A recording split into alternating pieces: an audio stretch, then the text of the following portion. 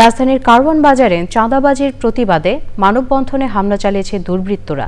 ওই ঘটনায় অন্তত 10 জন আহত ও কয়েকটি দোকান ভাঙচুরের ঘটনা ঘটে। ব্যবসায়ীদের অভিযোগ, চাঁদাবাজির কারণে বহিষ্কৃত যুবদল নেতা দীর্ঘদিন ধরেই চাঁদা তুলে আসছিলেন। পুলিশ বলছে, অভিযোগ পেলে আইনগত ব্যবস্থা নেওয়া হবে। শাকির আদনানের রিপোর্ট। এক যুবদল নেতার বিরুদ্ধে চাঁদাবাজির অভিযোগ এনে তাকে গ্রেপ্তারের দাবিতে সকাল 11টায় কারওয়ান বাজারের কিচেন মার্কেটের সামনে মানববন্ধন করছিলেন ব্যবসায়ীরা।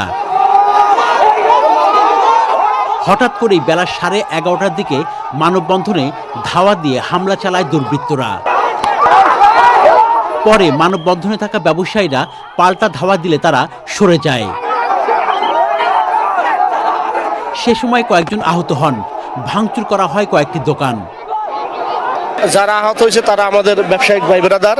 আর আমরা শান্তিপূর্ণভাবে অনুষ্ঠান করতেছিলাম, ওরা হঠাৎ করে হামলা করছে, সন্ত্রাসী হামলা। যুবদল তেজগাঁথার আহ্বায়ক ছিল, তো এরপরে বহিষ্কৃত হওয়ার পরে বহিষ্কৃত হয়েছে, এরপরে আবার তার ধরন আরো বাইরে গেছে। বিভিন্ন জায়গায় ফুড দখল বিভিন্নভাবে চাঁদাবাজি নিতেছে।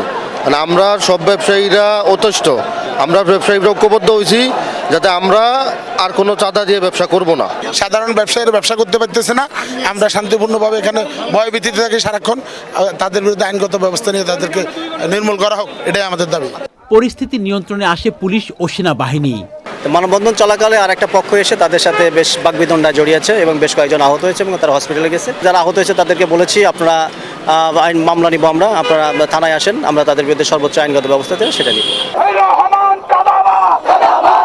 বেলা 12টার দিকে পরিস্থিতি শান্ত হয়। Shakir Adnan, channel I, Dhaka. নতুন রিন গভীর থেকে পরিষ্কার করে কাপড়কে রাখে নতুনের মতো উজ্জ্বল। নতুন রিন অ্যাডভান্সড পাউডার।